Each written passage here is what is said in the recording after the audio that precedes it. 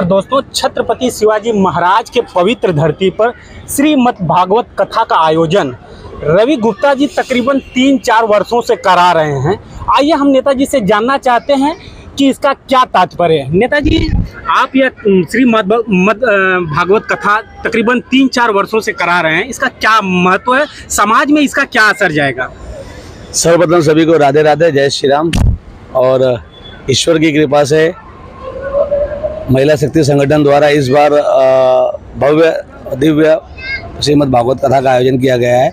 और पिछले 2 वर्षों से भी रवि फाउंडेशन और भव्य फाउंडेशन मिलकर भागवत कथा का आयोजन करते थे। इसका मुख्य उद्देश्य समाज को जगाना है, हिंदुत्व को जगाना है। और हिंदू कहते हैं ना, जात पात की करो विदाई, हिंदू हिंदू भाई भाई। तो यही हिंदुओं को एक करने के लिए कथा का आयोजन किया जाता है। वर्सोवा विधानसभा में आप जानते हैं, इस क्षेत्र में हिंदुओं को कितनी परेशानी है। और पूरे भारत में हिंदू बटे हुए थे, लेकिन जब से माननीय प्रधानमंत्री मोदी जी और उत्तर प्रदेश के मुख्यमंत्री योगी जी, महाराष्ट्र के मुख्यमंत्री देवेंद्र जी और हर राज्यों में जो भारतीय जनता पार्टी सरकार आई है, तो हिंदुओं को जगाने का प्रयास कर रही है। और हम भी, और हमारी जो महिला शक्ति संगठन है मैं तो इसका केयर टेकर हूँ महिला शक्ति संगठन का। बाकी महिला शक्ति संगठन द्वारा इस बार कार्यक्रम का आयोजन किया गया, मैं केयर टेकर हूँ, सहयोग हूँ। तो उनका भी उद्देश्य है कि हिंदुओं को और हिंदुत्व को जगाना। इतना बड़ा प्रोग्राम आप लोग कैसे मैनेज करते हैं? मैंने आपको पहले कहा, शक्ति संगठन में शक्ति है और संगठन मिलकर कर रहा है काम। मैंने आपको कहा कि रवि गुप्ता सिर्फ एक केयर टेकर है, बाकी महिलाओं की शक्ति आप देखोगे। वहाँ पर आप देखो, ध्यान दोगे कि वहाँ पर उनकी मीटिंग चल रही है कल के कार्य आयोजन की। तो कल क्या कार्यक्रम किया जाएगा, कल का कैसा आगे का क्या रूपरेखा है, उसकी विचार विमर्श किया जा रहा है। और ये पूरी शक्ति संगठन, एक महिला शक्ति संगठन और हमारे जो कार्यकर्ता दिखाई दे रहे हैं, अभी तो सब अपने कार्य पे लगे हुए हैं, प्रसाद वाटप पे लगे हुए हैं, सब मिलके एक संगठन मिलके काम करते हैं, तो ये कार्यक्रम होता है। आप एक पॉलिटिकल हैं और बड़े पार्टी जो भारतीय जनता पार्टी जैसे पार्टी से आप टाई अप हैं, एक है तो सेफ हैं, बटेंगे तो कटेंगे। आपके बड़े बड़े नेता जो है बड़े बड़े बयान देते हैं, इसका क्या तात्पर्य है? देखिए, समय आ गया है कि एक होने का। अगर एक रहेंगे तो सेफ रहेंगे, अगर जाति जाति में नहीं बटेंगे और एक रहेंगे तो सेफ रहेंगे। आपने देखा होगा कि एक सिंगल लकड़ी को कोई भी तोड़ सकता है, लेकिन लकड़ी के गट्ठर को कोई नहीं तोड़ सकता है।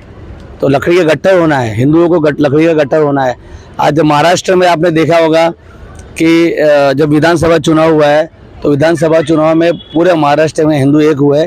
इसकी वजह से इसका परिणाम रहा है कि 232, 234 जो भी 236 सीट आई है, पूर्ण बहुमत, भारी बहुमत, 2/3 से ज़्यादा बहुमत से यहाँ महाराष्ट्र में भाजपा और उसके सहयोगी दलों ने सरकार बनाई है। तो इसी का अर्थ है एक और सेफ है, क्योंकि अगर आप एक रहोगे, अभी आज हमारी समझो ये सब एकता है, अगर एकता रहेगी तो बाहरी हमको कोई हाथ नहीं लगा सकता या हमको किसी को नुकसान नहीं पहुँचा सकता। हम अलग अलग रहेंगे तो अलग अलग लोगों को कोई भी तोड़ सकता है, नुकसान पहुँचा सकता है, लेकिन जहाँ एकता आ जाती है वहाँ कोई हाथ नहीं लगा सकता है। क्या श्रीमद् भागवत कथा से 2029 को आप टारगेट तो नहीं कर रहे हैं? 2029 और 2025 चल रहा है भैया, अभी तो सरकार बनी है, अभी तो बहुत सारी योजनाएं चलेगी, योजनाओं का काम हो रहा है। और 2029 नहीं, माननीय नरेंद्र मोदी जी का टारगेट 2047 है, 2029 नहीं है, 2047। 2047 में भारत को विकसित राष्ट्र बनाना है और भारत को अभी अगले पंचवर्षीय में पहले तीसरी में आर्थिक व्यवस्था में लाना है। इसकी तैयारी चल रही है। 29 और 34 और 39 नहीं देखना, 2047 देखना है, जिसमें भारत एक विकसित राष्ट्र होगा। और ईश्वर ने चाहा तो बहुत जल्दी भारत एक हिंदू राष्ट्र होगा। जी मैडम, नेताजी का कहना है कि भारत एक विकसित राज्य होगा, हिंदू राष्ट्र होगा, इस पर आपका क्या कहना है? हिंदू राष्ट्र तो होना ही चाहिए, एक हमारे लिए भी तो चाहिए, हमारा भी देश चाहिए। हम बाकी सब 56-57 जो भी देश है, तो वहाँ तो हम जा नहीं सकते। पूरी दुनिया में हिंदू सब जगह हैं, लेकिन उनका एक देश नहीं है। तो हम हाथ जोड़ के प्रधानमंत्री नरेंद्र मोदी जी से, जो हमारे प्रधानमंत्री हैं, मैं उनसे हाथ जोड़ के विनती करूंगी कि इस पे ज़्यादा ध्यान दें। कम से कम एक हिंदुओं का तो देश होना चाहिए, हम भी गर्व से कह सकते हैं कि हमारा देश है। 3 महीने बाद कारपोरेटर का चुनाव होने वाला है।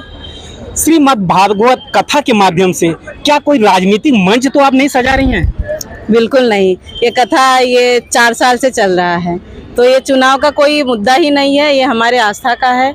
श्रीमद् भागवत कथा एक बहुत बड़ा कथा है जिसमें मतलब हम अपने बच्चों को संस्कार दे सकते हैं। यहाँ बच्चे लेके सब औरतें आती हैं, भाई हमारे आते हैं, तो बच्चे बैठ के सुनते हैं तो उनके कान में भगवान का नाम जाता है। स्कूल तो सब जाते हैं, स्कूल तो रोज जाना है, मंदिर और ये कथा जो स्थान है यहाँ पे हम संस्कार सीखते हैं, बच्चों को संस्कार सिखाते हैं। हमारे माँ बाप बड़ों से कैसे बात करना है, माँ बाप को कैसे रखना है, तो संस्कार हमको यहीं से मिलेगा, पूजा स्थल से मिलेगा। और बाकी स्कूल में तो डिग्री मिलती है, डिग्री भी जरूरी है, उसके साथ शिक्षा और ये संस्कार भी जरूरी है। जी, ये थी उर्मिला गुप्ता जी, जो श्रीमद् भागवत कथा से बच्चों के अंदर संस्कार होना चाहिए, बच्चे को अपने वेदों का, पुराणों का ज्ञान होना चाहिए। इसी मंत्र को लेकर सामने कारपोरेटर का चुनाव है और मैडम का यह जनसैलाब देख के एक अलग नज़रिया से एक अलग प्रतीत होता है।